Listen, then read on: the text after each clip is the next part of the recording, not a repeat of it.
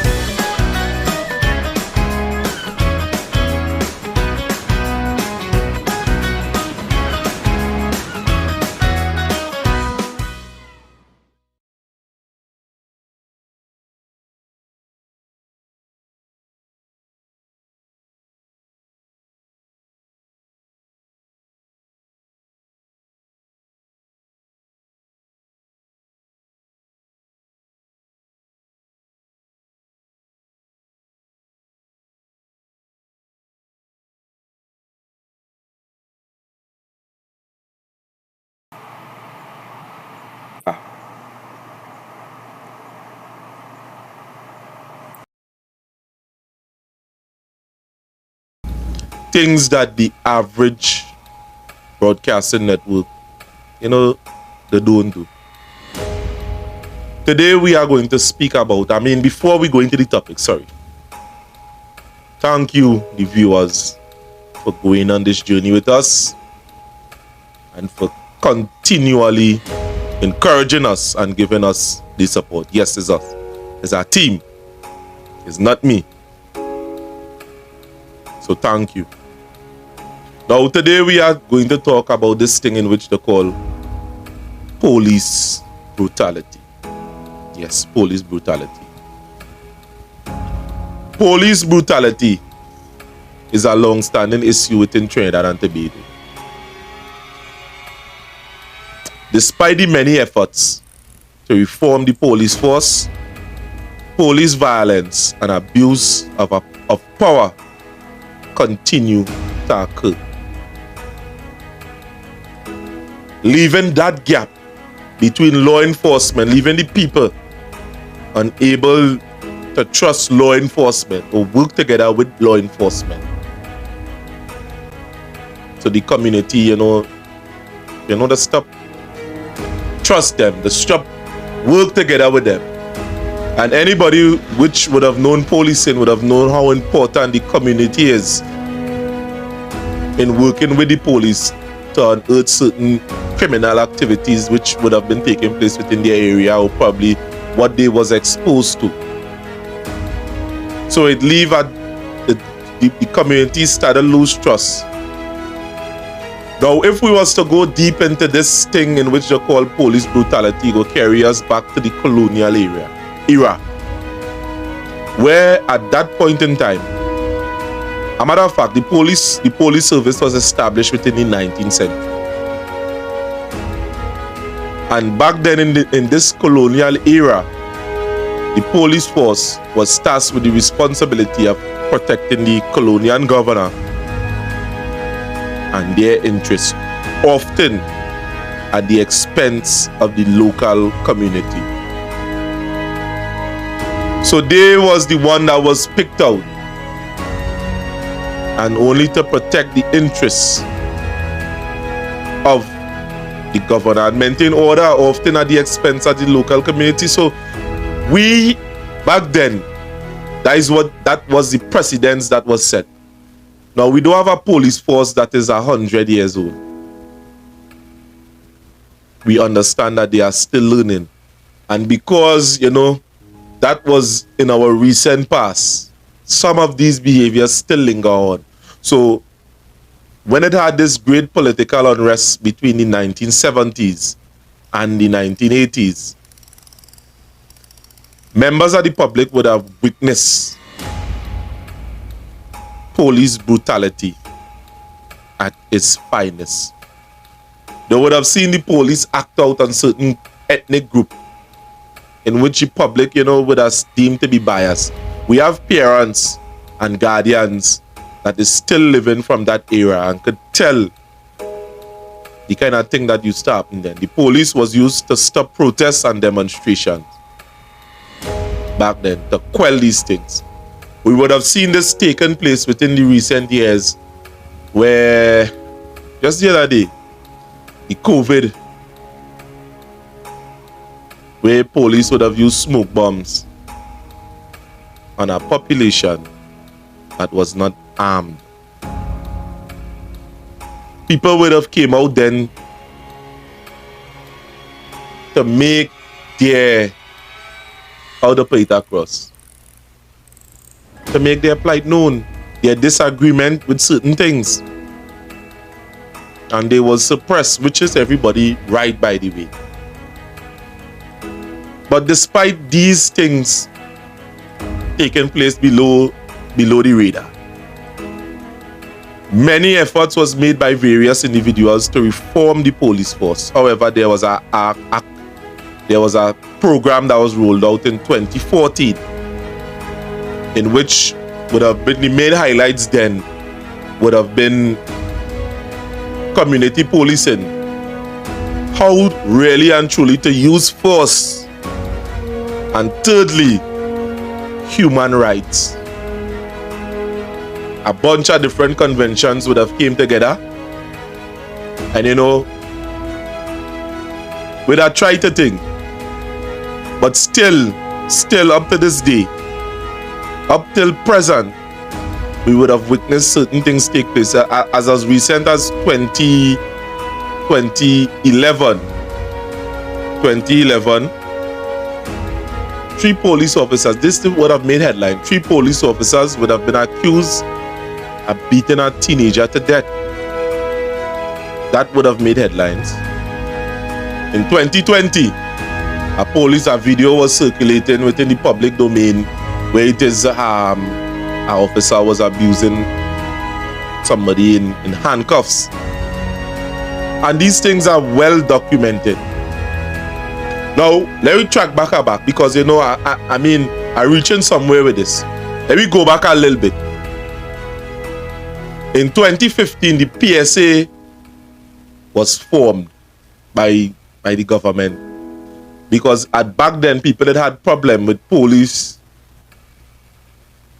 investigating police. So the PSA was formed, police complaint. And the mere factor that these people, the argument then was this, that they lacked the authority and the equipment or the necessary tools to investigate the police. So they although they are an independent body, the argument is that they lack the authority. So what they do now is inform the police on certain decisions as to what to take concerning this independent at the police force. So it's a thing that was separate, that would have came up to give the people more trust and autonomy. Everybody know about the scandal with David West and Anna Ram Logan. Everybody know about it. So that was then. Now, moving up to the present day, in terms of where police brutality would have convened, was the issue with the traffic warden. Now, the reason why we would have remained silent on this is based on the fact that, all right, this was something that, we was expecting to see some type of discussion in Parliament concerning this, and nothing would have came out of it. Now, we would have seen in various other states all over the world that when things like these happen, policies is quickly put into place. Things like where the fight with the 5 officers would abuse their power, and a black Afro-American, which is Tyree Nichols, would have died in the altercation. Now, what was instrumental then, what they would have done then would have sparked my interest. The right to intervene. And you know, this is something that would have came out in that altercation. Something that could be implemented here. If one police officer is standing and seeing our next police officer abusing our next man, what they are saying is that police officer should be charged because he have a right to intervene. And if he didn't, he will be charged, because we can't keep paying police officers. One police officer is getting blamed, all right, we go take it down, he get blamed for doing this. All right, we go take it down, and the rest is left right there. The upholder is worse than the thief. So we can't keep continuing this type of trend in Trinidad and Tobago. And we urge you to see the video next, and we will show you in juxtaposition as to what would have taken place and why they would have seen it fit to introduce this law, in which they call the law to intervene. So when this would have been taking place, a stern example should have been met with from the police force. We understand that the government want the people to have respect for the police. Why not in return, in reverse? The police too must have respect for the citizens. Now, whereas it might be very, very good, because Niccolo Machiavelli would have said something, a matter of fact. It's better to be love, it's better to be fear than love. Fear you could control, love you can. So is this something the police is left to be a law unto themselves in the interests of any government, or a tool of any government to quell certain things that would have been taking place within Trinidad? Is that true, or is that a fact? Listen to this video.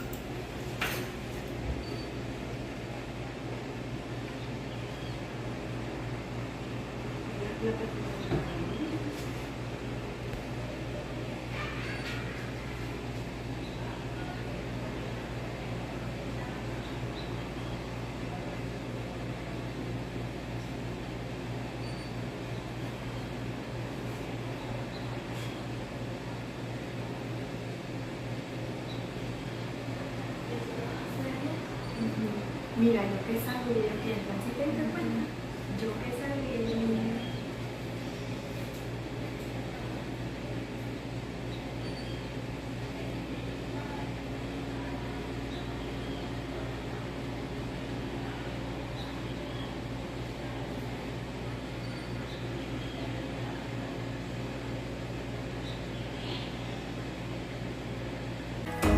Now,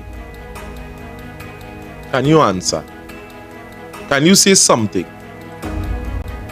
Now, if this thing is taking place within our country, do we not have the right to speak out on things like this?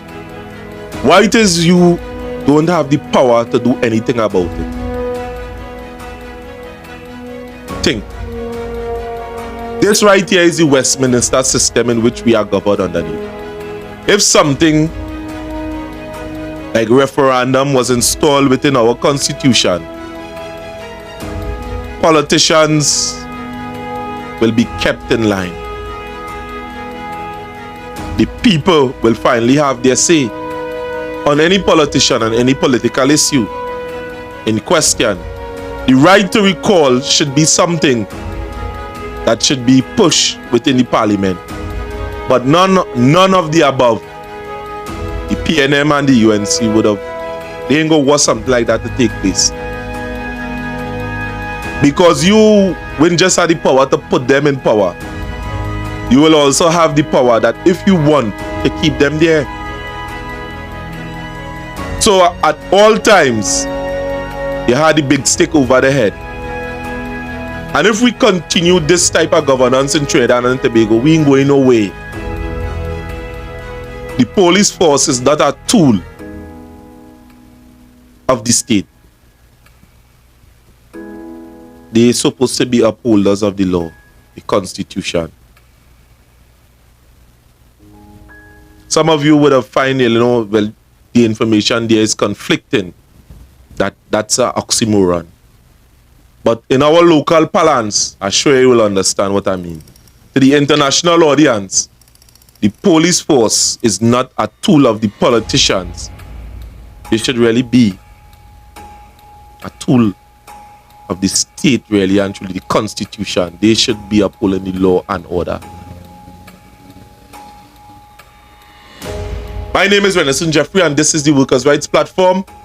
And we urge you to subscribe to our channel. We will continue to bring you more ball-by-ball comment like this. And the numbers on the screen, we urge you to call those numbers. Be a part of this discussion. This is our open platform in which the big media house have no control over. Thank you for listening, and stay tuned. The two videos are up next, in which you will see in juxtaposition.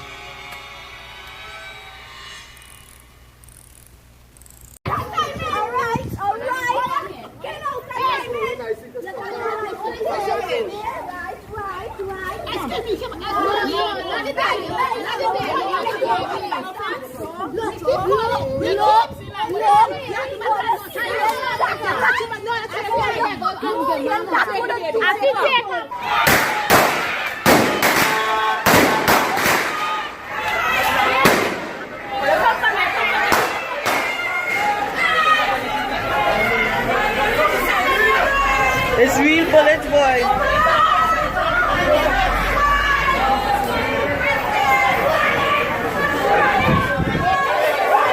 Oh gosh, they're going in the smog.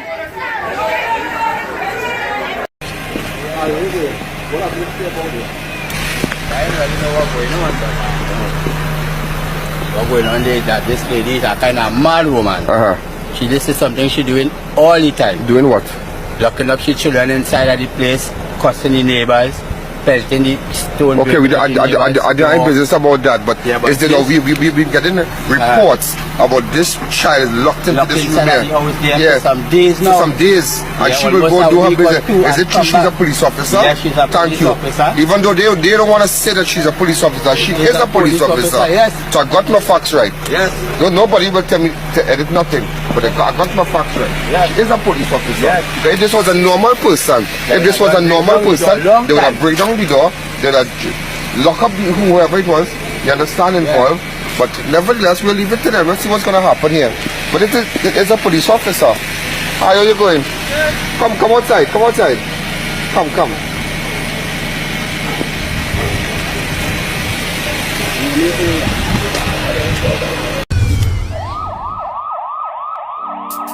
Five-oh. Nobody move. What am I say? Nobody move. Stop on the ground, boy. Don't move. The officer, don't kill him, officer. Hey, girl, We go in need here, somebody you're the now to police. defend the poor. Batman police, everybody a kick down with door. That's our concern, you know. Government and police, civilian and police, taxi man and police, everyone and police a war. Who make it reach so far is a while now. I know spot a swatty in a lana bar. Police have to run from police. What is this from police? We don't know about the thing bizarre. Right now the force needs CPR. It look like a wound they are gonna leave a scar. Officer, you can't throw gas in a fire. 2023, 29-year-old Tyree Nichols was on his way back home when he was pulled over and brutally beaten by Memphis police. He died of his injuries 3 days later. Footage of the violent encounter was released by authorities, and his parents told ABC News that they hoped every minute would be analyzed. So how did this police response turn deadly? ABC News son, who has been a steady faith leader for us in this ordeal, as well as Kareem Ali, who is a Memphis native, who is my investigator, but also is a person in the community who, even before the video came out, the community activists were saying that something isn't right about this. So I want to thank all those community activists, all those community people who stood up for justice even before we showed up, even before the camera showed up. I think they deserve a big round of applause.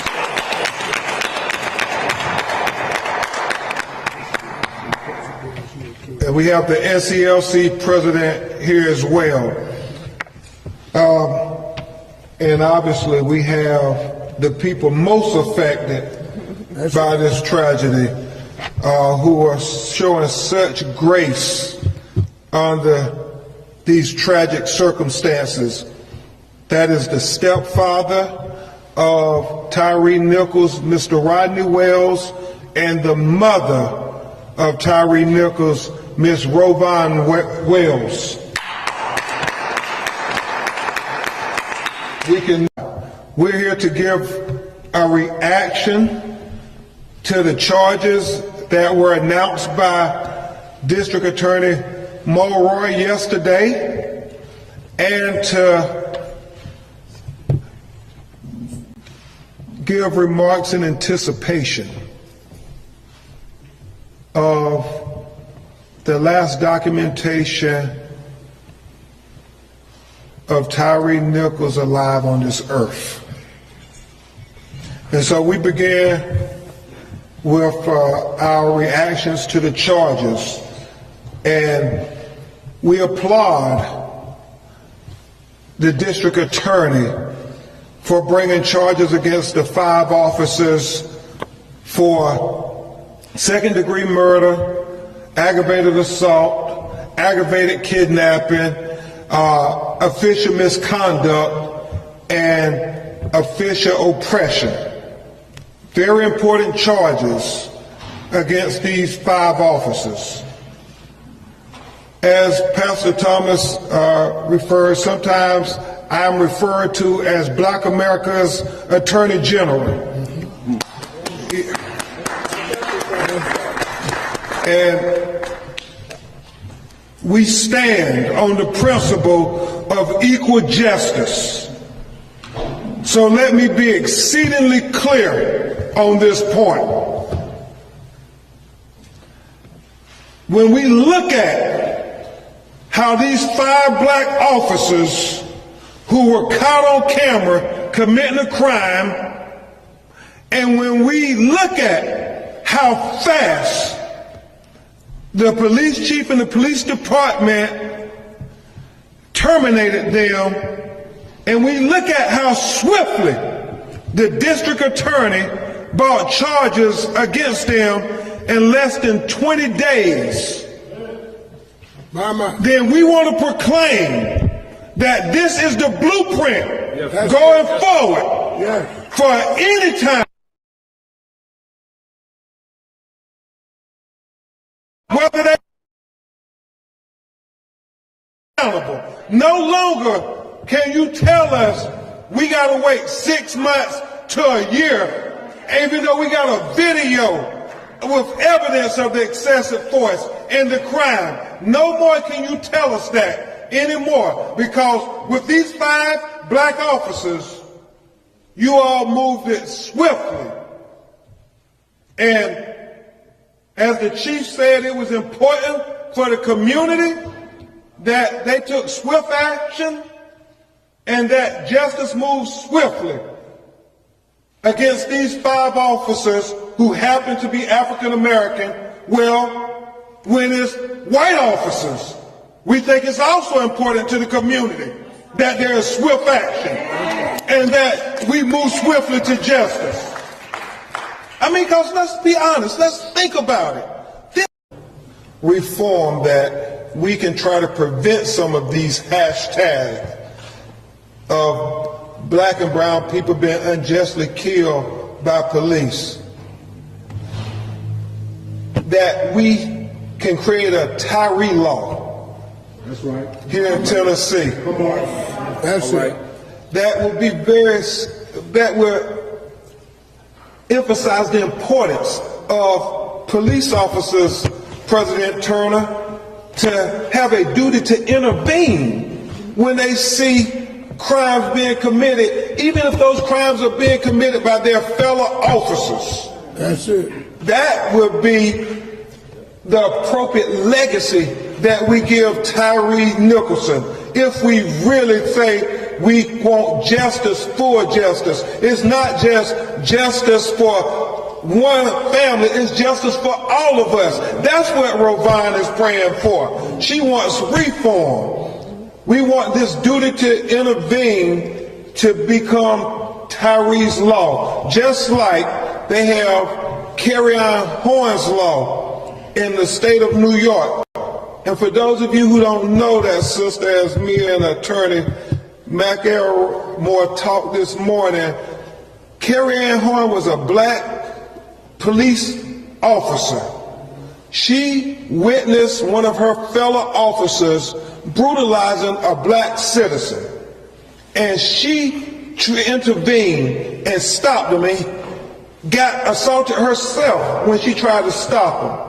But because she intervened, she was retaliated against, and she was terminated and had to fight almost a decade-long battle to get justice because they had no duty to intervene for police officers before her courageous act. And the issue is we have to make it official. We have to make it documented. We got to put it on the books. We have to have notice that police officers, you have a duty to intervene when you see a crime being committed. You expect the people to say something. Well, why don't y'all show us how to do it? You all go first when you see a crime being committed. And then people in our community will feel a lot more safe when they go intervene and say, we saw a crime. When you want us to tell what we saw, well, you tell what you saw too. Amen? Amen. And so this is where people who looked a certain color, who lived in a certain community. And so we believe that this was a pattern in practice. And Tyree is dead because that pattern in practice went unchecked by the people who were supposed to check that. And I think we're so thankful to Chief Davis. Now her leadership through this ordeal should be applauded as an example for other police chiefs. That's it. That's it. And leadership. But we agree with her when she says policy means nothing if you have a culture. If that culture is rotten, you can make all the policy in the world because the culture does not respect policy. We have to make sure that the culture not only respects the policy, but the culture respects the community. That's it. And that is what we have to do if we're going to give Tyree Nichols the proper legacy. And then finally,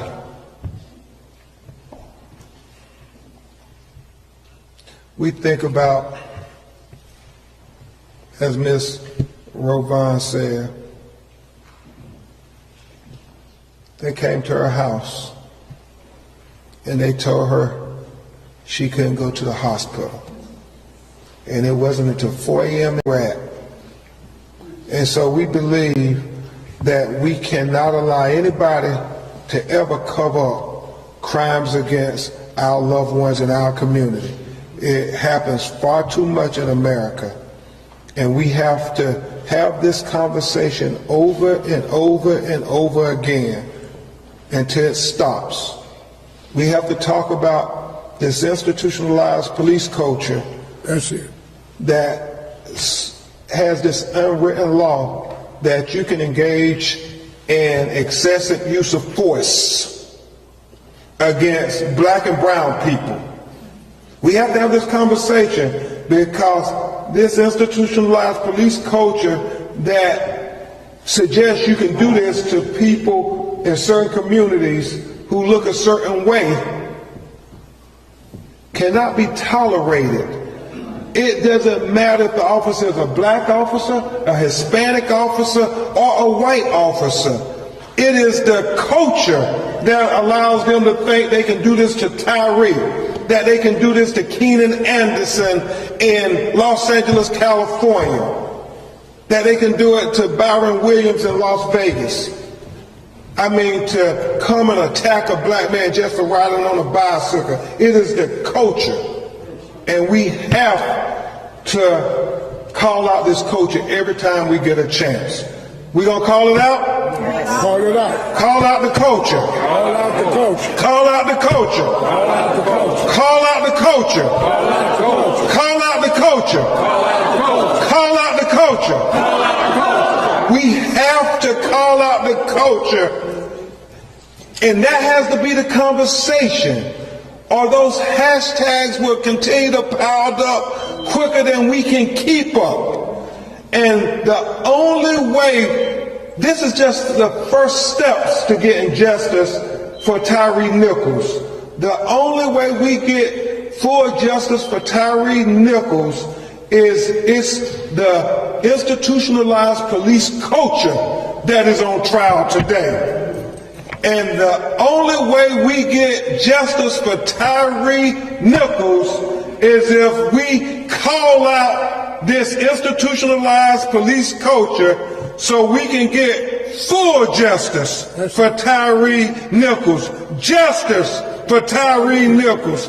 Justice for Tyree Nichols. Justice for Tyree Nichols. Justice for Tyree Nichols. Justice for Tyree Nichols. Justice for Tyree Nichols. Justice for Tyree Nichols. Thank you all. Now